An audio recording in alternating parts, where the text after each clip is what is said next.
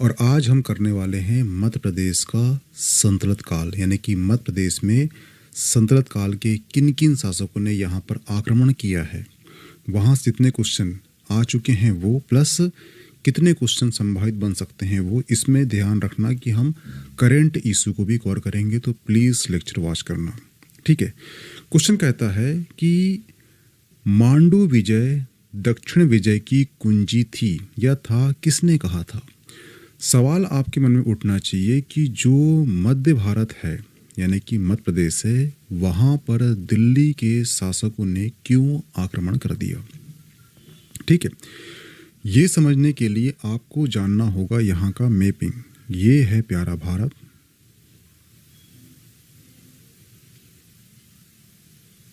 ठीक है, और यहाँ पर है मध्य भारत यानी कि एमपी, और यहाँ पर आप देख रहे हो ये है दिल्ली, ठीक है, और ये है मध्य भारत। हुआ क्लियर, ठीक है। और यहाँ पर है ये है विंध्य पर्वत, और ये है राजस्थान, ठीक है, और यहाँ पर है अरावली रेंज। इतनी कहानी आपको हो गई होगी क्लियर, ठीक है। अगर कोई भी शासक दिल्ली में शासन कर रहा है तो उसको राजस्थान जाना हो या फिर उसको दक्षिण भारत जाना हो, उसके लिए उसके पास पहले क्या होना चाहिए, मध्य भारत में उसकी विजय स्थापित होना चाहिए। जिसके पास मध्य भारत होगा वो राजस्थान और दक्षिण भारत यानी कि साउथ इंडिया तक वो कूच कर सकता है। इसलिए ध्यान रखना कि अब तक क्या हुआ था, कोई भी भारत में आक्रांता नहीं आया था। लेकिन ध्यान रखना कि जो मोहम्मद गौरी है वो 1191, 1192 और 1194, ठीक है। तो ये जो दोनों युद्ध होते हैं वो होते हैं तराइन के युद्ध होते हैं, और ये होता है चंदावर का युद्ध होता है, ठीक है। इस दोनों युद्ध में पहले ये हारता है किससे, पृथ्वीराज चौहान से हारता है, लेकिन सेकंड टाइम 1192 में पृथ्वीराज चौहान को ये हरा देता है। इसके पश्चात जो है 1194 में चंदावर के युद्ध में जयचंद को हरा देता है, और इस प्रकार से भारत में राजपूत हार जाते हैं जो मोस्ट पावरफुल थे। इसके बाद क्या होता है कि इसका गुलाम होता है, किसका, मोहम्मद गौरी गुलाम होता है, उसका नाम होता है कुतुबुद्दीन ऐबक। कुतुबुद्दीन ऐबक को यहाँ की सल्तनत का गुलाम बनाकर, सुल्तान बनाकर वो यहाँ से निकल लेता है, ठीक है। तो इस प्रकार से दिल्ली में गुलाम वंश की स्थापना हो जाती है, क्योंकि कुतुबुद्दीन ऐबक जो है ये मोहम्मद गौरी का गुलाम था, इसलिए इसे गुलाम वंश बोला गया। और सल्तनत क्यों बोला गया, क्योंकि देखना मुगल काल के जो राजा हैं उनको बोलते हैं बादशाह, और जो सुल्तान काल के शासक हैं उनको बोलते हैं सुल्तान। ये क्वेश्चन आपको इंटरव्यू में क्वेश्चन कर सकता है कि ऐसा क्या कारण है कि दोनों ही शासक मुस्लिम हैं, लेकिन एक को हम बोलते हैं बादशाह और एक को हम बोलते हैं सुल्तान। तो इसके पीछे रीज़न है खलीफा और अल्लाह। जो गुलाम वंश है ये एक्चुअली खलीफा को मानता है, ठीक है। खलीफा यानी कि अरब देश में एक इनका जो धर्म का सबसे बड़ा गुरु मान लो। जो खलीफा है वो एक्चुअली जो शासक होता था सुल्तान काल का, उसको देता था संतलत यानी कि जागीर यानी कि ज़मीन, वहाँ पे आप जाओ और वो जो जगह है वहाँ पर शासन करो, उसका रेवेन्यू हमको देते रहना। तो वो जो जगह होगी उसको कहते हैं सल्तनत। तो वहाँ पे जो शासन करेगा उसको कहेंगे सुल्तान। तो खलीफा से लेटर लिख के लाना पड़ता था किसी भी शासक को, मुस्लिम शासक को शासन करने के लिए। वो अप्रूव देता था कि हाँ तुम यहाँ पर शासन कर लो। जो जगह होती थी वो होती थी सल्तनत, वहाँ पे जो शासन करेगा उसको बोलते थे सुल्तान। इसलिए सल्तनत काल के राजा को सुल्तान कहा जाता है। हुआ क्लियर पॉइंट, ठीक है। दूसरा पॉइंट है मुगल काल। मुगल काल में जो है राजा को बोलते हैं बादशाह। मुगल काल के जो शासक हुए हैं वो एक्चुअली खलीफा को नहीं मानते। वो ये बोलते हैं कि अल्लाह के बाद हम हैं। जब अल्लाह के बाद हम हैं तो हम कहलाएंगे बादशाह। हुआ क्लियर? इसलिए मुगल काल के शासक कहलाते हैं बादशाह और सल्तनत काल के शासक कहलाते हैं सुल्तान। ये क्वेश्चन आपको इंटरव्यू में करेगा तो ध्यान रखना चीज का, ठीक है। तो दिल्ली में जो शासन करेगा उसको अगर दक्षिण भारत जाना हो या राजस्थान जाना हो, उसके लिए उसको मध्य भारत में शासन करना होगा। इसलिए वो मध्य भारत में सबसे पहले क्या करेगा? आक्रमण करेगा। जैसे ही मोहम्मद गौरी यहाँ से गया, उसके बाद उसका जो गुलाम था कुतुबुद्दीन ऐबक ने बुंदेलखंड में चंदेल राजवंश में जो कालिंजर किला है उस पे उसने कर दिया था आक्रमण। और ये जो उल्लेख है इसका जो वर्तमान में 124वीं जो एपिसोड हुआ है पीएम मोदी का मन की बात में, इसका उल्लेख किया गया है। तो इस बार 2026 का मेंस हो, 2026 का प्री हो या मध्य प्रदेश की कोई भी एग्जाम हो, वहाँ के लिए कालिंजर जो है एक मोस्ट आईएमपी क्वेश्चन बन चुका है। हुआ क्लियर? तो जब यहाँ पर जलाउद्दीन खिलजी का भतीजा अलाउद्दीन खिलजी ने जब दक्षिण भारत की विजय का अभियान बनाया तो यहाँ पर मध्य भारत में किसको भेजा? उसने भेजा अपने सैनिक को। उसका नाम था आइन उल मुल्क, ठीक है। और जब इसने भेजा तो इसके लिए उसके जो सभा है वहाँ पर था अमीर खुसरो। अमीर खुसरो ने कहा कि अगर आपने मांडू विजय कर ली तो आपके पास दक्षिण विजय की कुंजी आ जाएगी। ऐसा क्यों बोला? क्योंकि आप देखना, ये है साउथ इंडिया और यहाँ पर है विंध्य पर्वत और यहाँ पर है एमपी और यहाँ पर है मालवा, और मालवा के जस्ट यहाँ पर स्थित है क्या? वो है बुरहानपुर। और बुरहानपुर में क्या है? आसिरगढ़ किला है।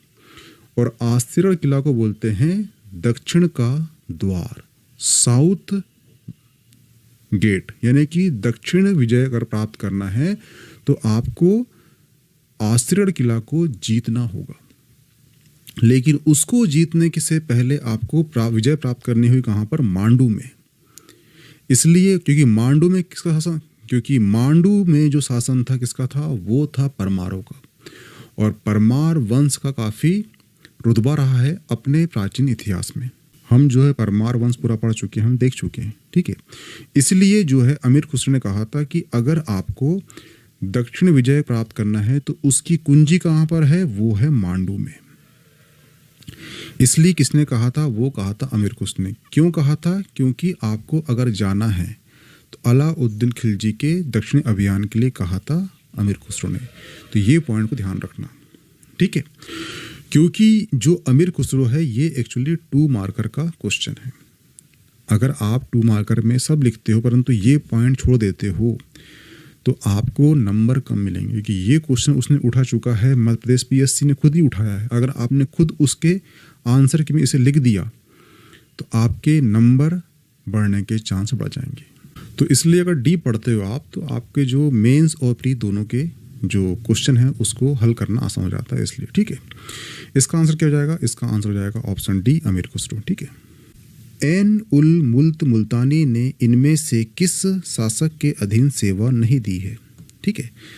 ध्यान रखना कि मोहम्मद गौरी आया। मोहम्मद गौरी ने 3 युद्ध किया, 1192, 1191, 1194। हम पढ़ चुके इसके बारे में। फिर यहाँ चला गया वो। जब यहाँ से गया तो अपना जो है गुलाम रख दिया उसने। गुलाम कौन सा रखा? उसका नाम था कुतुबुद्दीन ऐबक। कुतुबुद्दीन ऐबक जो है शासन किया और इसके पश्चात उसका बेटा आराम शाह बना। आराम शाह के बाद बना है शासक कौन? वो बना है इल्तुतमिश। इसलिए इल्तुतमिश को बोलते हैं गुलाम वंश का वास्तविक संस्थापक, ठीक है। और जो कुतुबुद्दीन ऐबक के बाद बना है इल्तुतमिश, इल्तुतमिश के बाद बना है रजिया सुल्तान, रजिया सुल्तान के बाद बना है शासक नसरुद्दीन महमूद, उसके बाद बलबन, उसके बाद आया है फिरोज शाह खिलजी यानी कि जलाउद्दीन फिरोज खिलजी। और उसका भतीजा हुआ है कौन? अलाउद्दीन खिलजी। उसका कौन सेनापति कौन था? वो था आइन उल मुल्क। तो इसने जो है अलाउद्दीन खिलजी को सेवा दिया है, फिरोज शाह तुगलक को दिया है, एम्बिटी को दिया है, लेकिन इल्तुतमिश को नहीं दिया है क्योंकि ये राजा स्टार्टिंग का है। इसलिए इसलिए ध्यान रखना कि आपको बोला जाता है कि हिस्ट्री पढ़ते वक्त आप काल को, समय काल को बहुत ध्यान से पढ़ना। जैसे कि आप देखना, जो इल्तुतमिश का काल हुआ है वो हुआ है 1211 से लेकर लगभग 1236 तक इसका काल रहा है। यानी कि इसमें जो घटना घटेगी वो इल्तुतमिश के काल में होगी। हुआ क्लियर? अब जब 1236 की बात चल रही है और जो आइन उल मुल्क है इसने जो आक्रमण किया है वो किया है 1305 में किया है। कहाँ पर? मालवा में किया है। इसके नेतृत्व हुआ था, ठीक है, महलक देव था उस समय। कहाँ का? मालवा शासक, ठीक है। और मांडू विजय हुई थी और ये आइन उल मुल्क वहाँ का बना था सूबेदार। तो 1236 कहाँ रहा और ये कहाँ रहा? तो सिंपल सी बात है कि ये बंदा जो है इसको सेवा नहीं देगा, इसलिए इसका आंसर क्या होगा? इसका आंसर होगा ऑप्शन डी। तो कई बार क्या होता है, अगर आपको ऑप्शन नहीं पता है परंतु आपको डिटेल पता है, काल पता है, समय पता है, तो आप आंसर तक पहुंच सकते हो। और इस बार तो आपको ऐसा करना पड़ेगा। क्यों? क्योंकि आपका मध्य प्रदेश पीएससी में क्या हो चुका है? माइनस मार्किंग हो चुकी है। इसलिए डीप पढ़ना, कम पढ़ना, सिलेक्टिव पढ़ना, ठीक है। इसलिए मैं इस बार ला रहा हूँ पूरी पीवाईक्यू। और पीवाईक्यू में क्वेश्चन उठ सकते हैं, वो करंट बेस पे क्यों ना हो वो भी बताऊंगा आपको, ठीक है। चलते हैं नेक्स्ट क्वेश्चन में। इसका आंसर क्या जाएगा? उसका हो जाएगा ऑप्शन डी, इल्तुतमिश, ठीक है। इल्तुतमिश जो है इसे कहते हैं, ध्यान रखना, दिल्ली सल्तनत का वास्तविक संस्थापक। ये जो क्वेश्चन है ये एक्चुअली मेंस का क्वेश्चन है। अगर आप देखो तो दिल्ली सल्तनत जो है उससे कुछ क्वेश्चन आते हैं। जैसे आप पढ़ लो इल्तुतमिश एक पढ़ लेना क्वेश्चन, वास्तविक संस्थापक, ठीक है। जैसे कि आप पढ़ लो इल्तुतमिश को पढ़ लो, उसका एक क्वेश्चन आता है वास्तविक संस्थापक दिल्ली सल्तनत का क्यों कहते हैं इसको। दूसरा क्वेश्चन आएगा आपको मेनली, वो आएगा अलाउद्दीन खिलजी पर। उसमें क्या आएगा? उसमें आएगा उसका प्रशासन, पहला क्वेश्चन, और दूसरा आएगा बाजार नियंत्रण प्रणाली। बस, ठीक है। ये दो क्वेश्चन आते हैं। इसके बाद और क्वेश्चन आ सकते हैं, परंतु जब आपकी तैयारी ना हो तो इन दो क्वेश्चन पे करना फोकस, क्योंकि हिस्ट्री हर किसी का अच्छा नहीं होता, इसलिए, ठीक है, ध्यान रखना चीज़ को। महमूद गजनवी का सामना चंदेल वंश के किस शासक से हुआ है? तो ध्यान रखना ये है प्यारा भारत, ठीक है, और ये है प्यारा एमपी, ठीक है। यहाँ पर है वो है हिंदुसाई वंश, हिंदुसाई वंश, ये है मध्य प्रदेश, ठीक है। और यहाँ पर है परमार राजा भोज, और यहाँ पर जो है वो है चंदेल, ठीक है। और यहाँ पर है गुजरात के शासक। तो जो आक्रांता है बाहर के, वो यहाँ का आके यहाँ करते थे आक्रमण हिंदुसाई वंश पर। तो हिंदुसाई वंश के शासक हुए हैं, उनकी भी सहायता करा है सैन्य बल पर किसने? विद्यासागर ने, ये विद्याधर ने, ठीक है। लेकिन क्या हुआ, जब महमूद गजनवी एंटर कर लेता भारत में तो वो कन्नौज पे लूट करता है, और कन्नौज का एक शासक होता है, उसका नाम होता है राज्यपाल जो है त्वरित ही बिना विरोध करे ही कर देता है, आत्मसमर्पण कर देता है। और इससे जो है विद्याधर है ये काफी होता है क्रोधित, और विद्याधर जो है अपने सामंतियों को बनाता है एक ग्रुप और राज्यपाल की कर देता है हत्या, और जो महमूद गजनवी है उसके आक्रमण को रोकता है, उसके अभियान को रोकता है। इस प्रकार से महमूद गजनवी और विद्याधर के बीच में क्या होता है? एक संधि होती है। तो इतिहासकारों ने कहीं ना कहीं मध्य प्रदेश के इतिहास को दबाया है, नहीं तो हमको जो है भारत की हिस्ट्री में पढ़ना था विद्याधर को, लेकिन हम पढ़ रहे हैं मध्य प्रदेश की हिस्ट्री में, क्योंकि जो महमूद गजनवी को रोका है वो शासक बहुत महान है। और जो विद्याधर है, इसका एक फैक्ट और ध्यान रखना कि विद्याधर ने खजुराहो में कंदरिया महादेव मंदिर का निर्माण कराया था। हुआ क्लियर? ठीक है। तो इसका आंसर क्या हो जाएगा? इसका आंसर हो जाएगा ऑप्शन ए, विद्याधर। मोहम्मद गौरी ने 1195-96 में ग्वालियर दुर्ग पर हमला किया था। उस समय ग्वालियर का शासक कौन था? तो वो कौन था? वो था सुलक्षण पाल। ऑप्शन ए सही हो जाएगा। जो सुलक्षण पाल है ये एक्चुअली कौन था, तो ये था प्रतिहार शासक था। मोहम्मद गौरी क्यों करेगा आक्रमण, ठीक है, ध्यान रखना ये है प्यारा भारत, ठीक है, और यहाँ पर है अरावली रेंज, ये है दिल्ली, ये है मध्य भारत, यहाँ पर राजस्थान है। अगर किसी भी शासक को इधर आना है तो मध्य भारत में जो ग्वालियर है, जो बुंदेलखंड है, जो बघेलखंड है, जो मालवा है, इसके शासक के ऊपर होना कंट्रोल, तब वो राजस्थान में जा पाएगी। यहाँ पर है अरावली रेंज, तो डायरेक्ट जाना मुश्किल दिल्ली से, ठीक है, इसलिए वो इसका लेते थे सहारा। और यहाँ भी जाना है तो उसके लिए साउथ इंडिया जाना है तो उसके लिए भी आपके पास मध्य भारत के जो शासक है उस पर होना कंट्रोल। इसलिए मोहम्मद गौरी भी जो है ग्वालियर पे अटैक करता है, ठीक है, कहाँ पर, ग्वालियर दुर्ग पर। और जब ये अटैक करता है तो उस समय प्रतिहार शासक कौन होता है, वो होता है सुलक्षण पाल। वह क्लियर ध्यान रखना। 1202-3 में कुतुबुद्दीन ऐबक ने कालिंजर पर आक्रमण किया। उस समय वहाँ पर किस वंश का शासकों का शासन था, तो ध्यान रखना ये बात चल रही है 1102-3 में। तो ध्यान रखना जो 1050 से लेकर 1100-1200 के मध्य जो काल चला है बुंदेलखंड में, ये चला है चंदेल राजवंशों का। किसका चला है, चंदेल राजवंश का। तो जो कुतुबुद्दीन ऐबक ने जब कालिंजर पर आक्रमण किया था तो उस समय शासक कौन था, चंदेल शासक था। उसका नाम क्या था, वो था परमार्दी देव।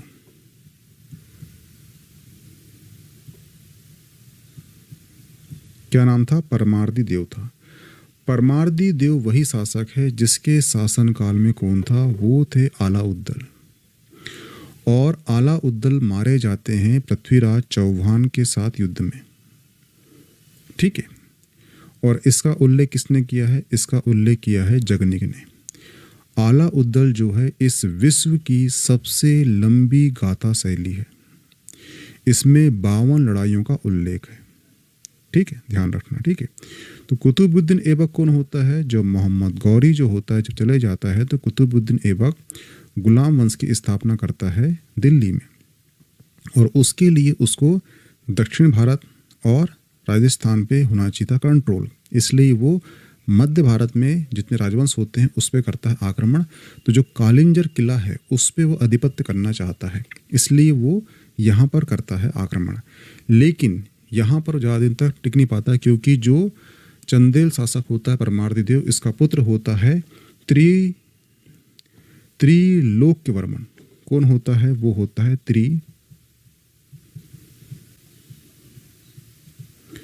त्रिलोक्यवर्मन। ये फिर से कालिंजर पर विजय प्राप्त कर लेता है और ये उपाधि करता है धारण, उसका नाम होता है कालिंजराधिपति।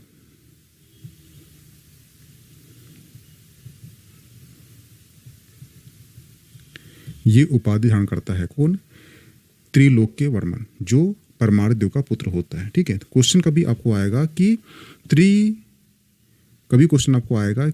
कालिंजराधिपति किसकी उपाधि है, तो वो है किसकी, त्रिलोक्यवर्मन की है, जो परमार्दी देव का पुत्र था। और ये छीन लेता है दिल्ली के संतत कालों से अपना कालिंजर किला। हुआ क्लियर, इसलिए ये उपाधि करता है धारण। हुआ क्लियर, ध्यान रखना, ठीक है इस चीज का। निम्न कथनों पर विचार कीजिए, ठीक है। तो यहाँ से जो है ABCDE दिया है, ठीक है। इतने ऑप्शन में से आपके कई सारे, 1 क्वेश्चन, 2 क्वेश्चन, 3 क्वेश्चन, 4, 5 क्वेश्चन हल हो जाएंगे, ठीक है। पहला कथन है कि इल्तुतमिश ने 1231 में ग्वालियर पर अभियान किया। तो ये फैक्ट बिल्कुल सही है। जो इल्तुतमिश है उसने 1231 में ग्वालियर दुर्ग को घेर लिया था और प्रतिहार शासक मलय वर्मन से डटकर मुकाबला किया था और 11 माह तक यहाँ पे रहा था। लेकिन यहाँ पर जो मलय वर्मन जो शासक था उसने डटकर मुकाबला किया था, लेकिन इल्तुतमिश जो है 11 माह यहाँ से हटा नहीं। और इसके बाद जो है प्रतिहार शासक होते हैं जो, वो उनकी होती है पराजय और उस पर ये कर लेता है आधिपत्य। इसलिए ये क्वेश्चन यहाँ से उठता है, क्योंकि इल्तुतमिश जो होता है ये सल्तनत काल का वास्तविक संस्थापक होता है। तो इसलिए ये क्वेश्चन मध्य प्रदेश की पीएससी के लिए काफ़ी मोस्ट एमपी हो जाता है ये वाला फैक्ट 1231। क्वेश्चन आपसे ये करेगा कि किस सन को किया है, तो 1231 आपको याद होना चाहिए। वह क्लियर। दूसरा फैक्ट है कि 1231 में ग्वालियर का शासक नरवर्मन मलयवर्मन का भाई था। मैंने जस्ट बताया था कि जो मलयवर्मन है इसने डटकर सामना किया था किससे, इल्तुतमिश से, और 11 माह तक चला था संघर्ष, और उसके पश्चात ये हार जाता है और इल्तुतमिश अधिपत्य कर लेता है ग्वालियर विजय पर, ग्वालियर किले पर। तो मलयवर्मन होता है, ना कि उसका भाई होता है। तो ये जो फैक्ट है ये हो जाएगा गलत। ठीक है। दूसरा है इल्तुतमिश ने 1234 में मालवा विजय की थी।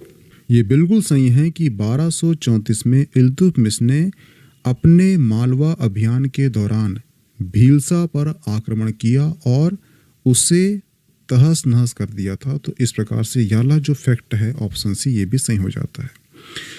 डी ऑप्शन कहता है कि 1234 में मालवा का शासक देवपाल था, यानी जब 1234 में इल्तुतमिश मालवा पर करता है आक्रमण तब शासक कौन होता है, तो ये परमार शासक होता है देवपाल। ये भी सही है।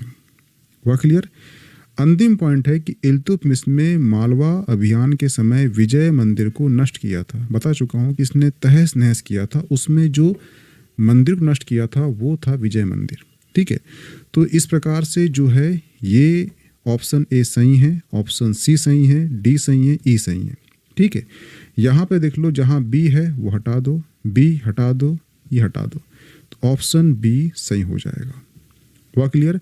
इस प्रकार से आप इस पीएससी में ऐसे ही करना, जो ऑप्शन नहीं लग रहा है पहले उसको हटाना, तो आप आंसर तक पहुंच जाओगे, पहला पॉइंट। और इससे क्या होगा, इस ट्रिक से या इस मेथड से आपके क्वेश्चन गलत होने के चांस बिल्कुल नहीं रहेंगे। वह क्लियर, ये ध्यान रखना। जलाउद्दीन खिलजी के समय तुर्कों ने झाई नगर पर कब्जा कर लिया। यह कौन सा क्षेत्र था? ठीक है। अमीर खुसरो और जलाउद्दीन बर्नी, क्या नाम है उसका? एक नाम है अमीर खुसरो, अमीर खुसरो, ठीक है, और एक है जियाउद्दीन बर्नी, जियाउद्दीन बर्नी।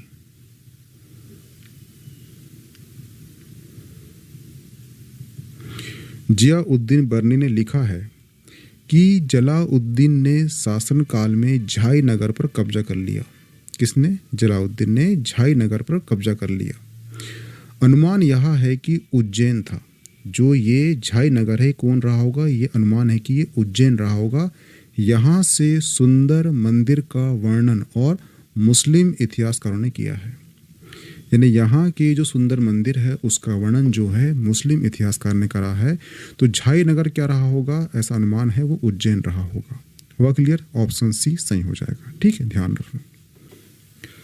और आपको मालूम है कि जलाउद्दीन खिलजी का भतीजा होता है अलाउद्दीन, अलाउद्दीन का सेनापति होता है आइन उल मुल्क, और आइन उल मुल्क ने परमार शासक महलक देव में के समय करता है आक्रमण और मालवा को वो संतलत काल में मिला लेता है। वह क्लियर। लेकिन इसके बाद जो है एमबीटी का जो सूबेदार बनता है मालवा का, उसका नाम होता है दिलावर खां। दिलावर खां वहाँ का रहता है सूबेदार। उसके पश्चात दिल्ली में 1398 में नासिरुद्दीन महमूद के काल में तैमूर लंग करता है आक्रमण। इस प्रकार जो है संतलत काल होती है कमजोर, तो दिलावर खां अपने आप को मालवा का स्वतंत्र शासक कर देता है घोषित। और दिलावर खां वही व्यक्ति है जो राजा भोज के संस्कृत मंदिर के बगल में एक बनाता है मस्जिद, और उसका वर्तमान में चल रहा है विवाद। 2023 से आप पढ़ रहे हो, न्यूज़ में आज भी आया है। ठीक है, तो ध्यान रखना, क्वेश्चन आपसे आएगा कि भोजशाला, क्वेश्चन आपको आया है कि संस्कृत मंदिर किसने बनाया है, तो वो राजा भोज ने बनाया है। ठीक है, दिलावर खां और संस्कृत मंदिर के बाजू में किसने बनाया मस्जिद, उसका नाम है दिलावर खां। दिलावर खां कौन है, तो ये प्रथम व्यक्ति वो है जो मुस्लिम स्वतंत्र नींव डाली थी मालवा में। हुआ क्लियर? ये ध्यान रखना, ठीक है। दोनों पॉइंट है, इसे आपको कुछ याद होना चाहिए क्योंकि ये करंट का इशू है, इसलिए, ठीक है। मालवा विजय का संपूर्ण श्रेय किस शासक को जाता है? किसको जाएगा? वो जाएगा 1305। किसने किया है? वो किया है आइन उल मुल्क ने। किसके नेतृत्व में किया है? वो किया है अलाउद्दीन खिलजी के, ठीक है। तो मालवा विजय का संपूर्ण श्रेय जो है अलाउद्दीन खिलजी को जाता है, चाहे उस समय जो दिल्ली सल्तनत है वहाँ का सुल्तान जलाउद्दीन खिलजी क्यों न रहा हो, लेकिन वो जाएगा किसको जाएगा? वो जाएगा अलाउद्दीन खिलजी को ही। हुआ क्लियर? ये ध्यान रखना, ठीक है। और ये जो डेट है, ये जो सन है, कौन सा? 1305, ये भी आपको याद होना चाहिए। अलाउद्दीन ने दक्षिण अभियान की कुंजी किसे माना था? बता चुका था कि इसके शासनकाल में कौन था? वो था अमीर खुसरो। अमीर खुसरो ने बोल चुका था कि दक्षिण की कुंजी कहाँ छुपी हुई है? वो छुपी हुई है मालवा यानी कि मांडू में छुपी गई है।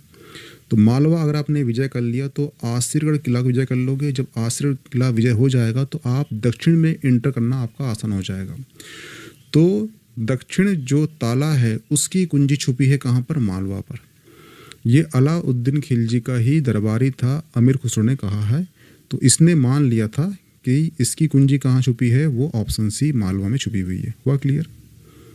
दमोह के सलैया ग्राम शिलालेख में किस शासक को सार्वभौम शासक के रूप में बताया गया है? तो ध्यान रखना, अलाउद्दीन खिलजी को सलैया ग्राम शिलालेख में एक सार्वभौम शासक के रूप में दर्शाया है। तो इसका आंसर क्या हो जाएगा? ऑप्शन ए हो जाएगा। दमोह के बटियागढ़ अभिलेख में किन शासकों की जानकारी मिलती है? तो जो दमोह का बटियागढ़ अभिलेख है इसमें हमें गयासुद्दीन तुगलक और मोहम्मद बिन तुगलक की जानकारी प्राप्त होती है। तो इस प्रकार से इसका आंसर हो जाएगा ए और सी।